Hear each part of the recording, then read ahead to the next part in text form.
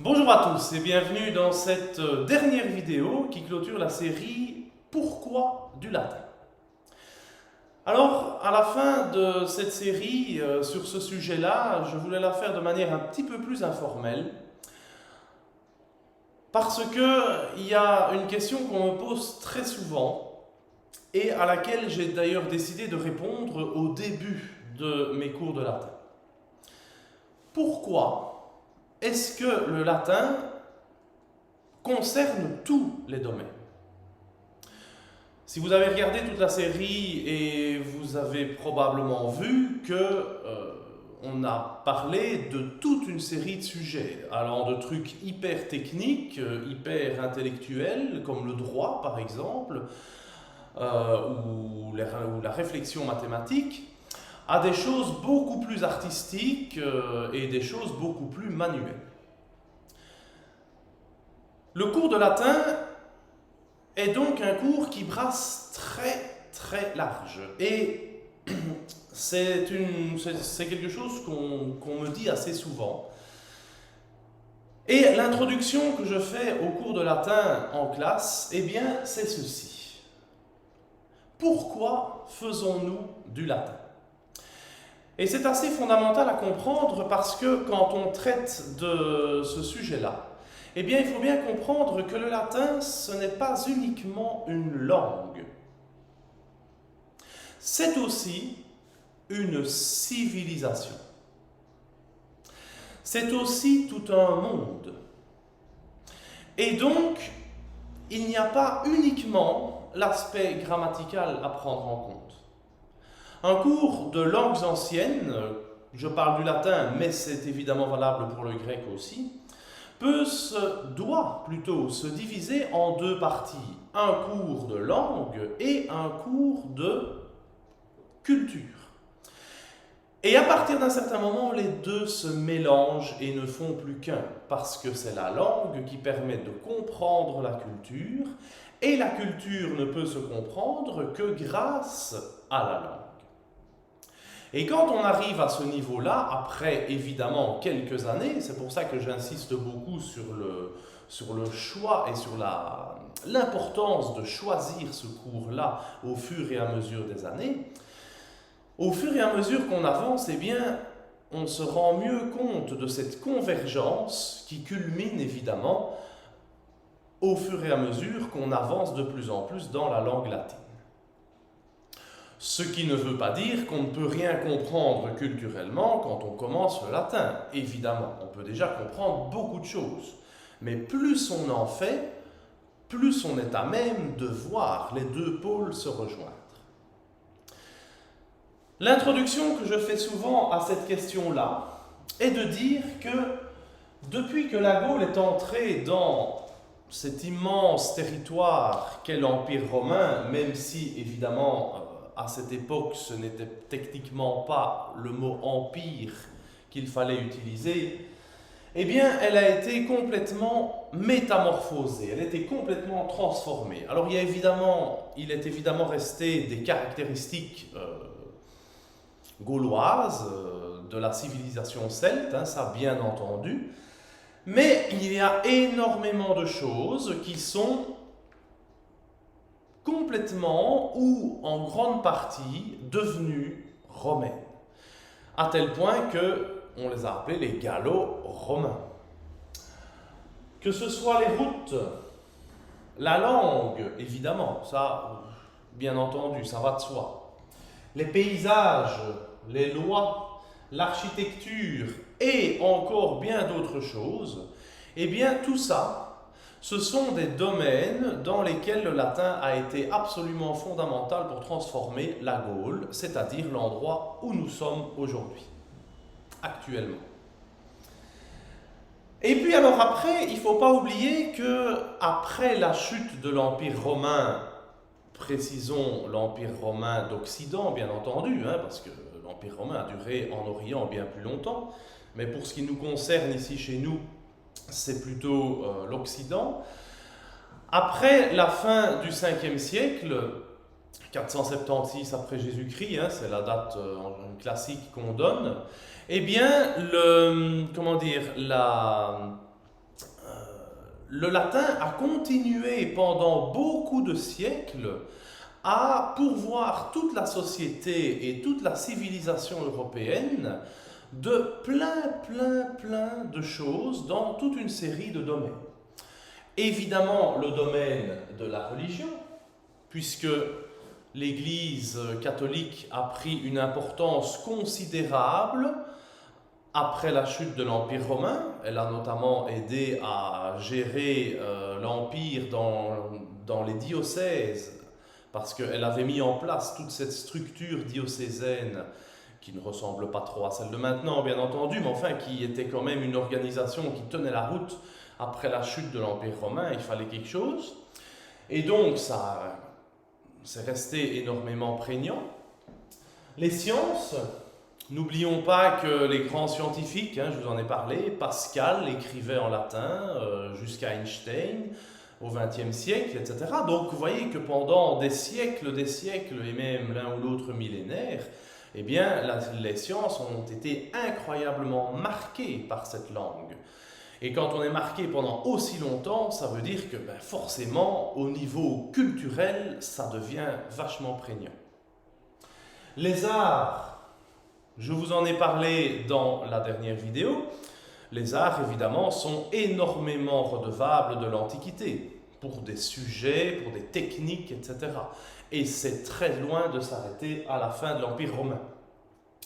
Le vocabulaire qui fait partie de la langue, bien entendu, mais qui va plus loin, parce que le vocabulaire, on peut par exemple penser à tout le vocabulaire botanique et scientifique. Pourquoi est-ce que la botanique et le domaine scientifique utilisent énormément de vocabulaire latin? Eh bien, c'est parce que ça permet une universalité des choses, une universalité qui permet de se comprendre quand, par exemple, je sais pas moi, un scientifique espagnol doit discuter avec un scientifique japonais.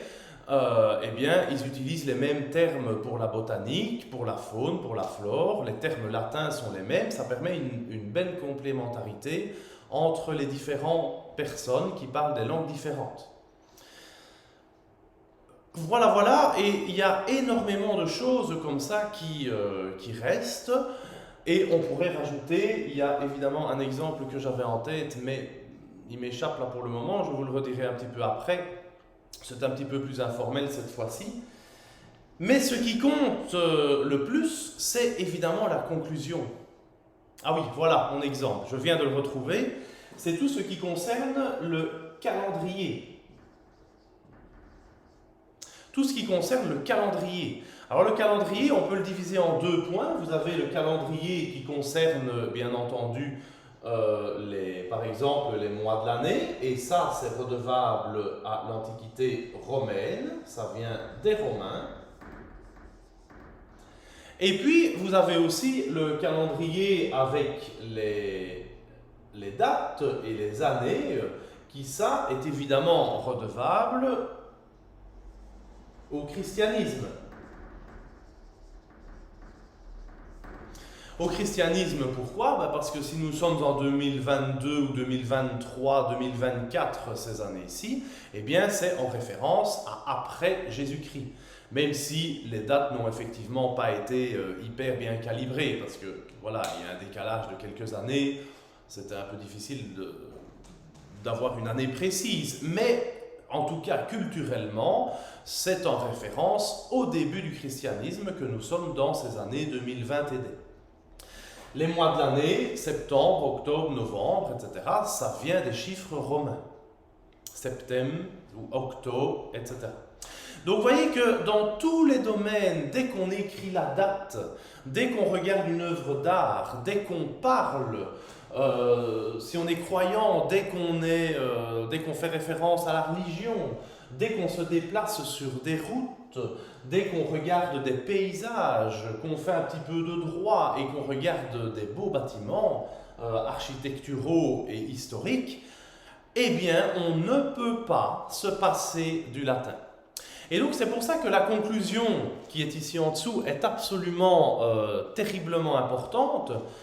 C'est que sans l'existence du latin, d'abord sous les Romains, puis sous toute notre civilisation, c'est ce que je viens de vous dire, nous ne serions pas ce que nous sommes actuellement. Sans le latin dans toute l'histoire, nous ne serions pas ce que nous sommes maintenant. Nos arts, notre langue et donc notre vocabulaire, notre calendrier, notre architecture, notre religion, notre domaine scientifique, tous ces domaines-là ont contribué à forger ce que nous sommes. Si nous pensons d'une certaine manière, c'est parce que nous avons d'autres personnes qui ont pensé avant nous de telle ou telle manière dans tous ces domaines. Eh bien, s'ils ont pensé de cette manière-là, c'est parce qu'ils ont été imprégnés, dans certains cas on pourrait même dire formatés, par le latin et par tout l'héritage judéo-chrétien. Et je rajoute judéo-chrétien et le christianisme dedans, parce que le christianisme est né pendant l'Antiquité romaine. Donc, il y a des liens très forts entre eux aussi, évidemment. Alors, je suis ici devant l'introduction de mon cours, et dans ma classe, j'ai deux... Alors, tout ce qui concerne la langue, le vocabulaire, je l'explique ici, au tableau, et j'écris dessus. Mais je ne peux pas me passer de deux autres choses que j'ai dans ma classe et que je vais vous montrer tout de suite, parce que ce sont deux choses qui sont tout le temps à mon esprit. Et les deux choses qui sont tout le temps à mon esprit, c'est ceci, qui est la ligne du temps que vous avez peut-être vue dans l'une ou l'autre vidéo. Et cette ligne du temps, j'y fais référence tout le temps, parce qu'elle commence là-bas au début de la ligne rouge, si vous voyez la Louve romaine qui est ici, et elle s'arrête ici à la fin de l'Empire romain d'Occident, mais on voit bien que l'Empire romain d'Orient continue. Et on pourrait continuer jusqu'au XVe siècle, jusqu'en 1453, pour ceux qui se rappellent de cette date. Et donc, nous, on se trouve bien plus là-bas. La deuxième chose qui se trouve dans ma classe, c'est sur le mur opposé, et c'est la carte qui se trouve là-bas. La carte de l'Empire romain. Et la carte de l'Empire romain qui se trouve là, elle montre en jaune et un petit peu en orange ici, parce que c'est la Dacie qui se trouve là, elle montre la surface de l'Empire romain. Elle montre à quel point c'était gigantesque. Et donc, quand je vous parlais de tous les domaines dont je vous parlais il y a quelques minutes, on voit bien que ces domaines-là ont été complètement on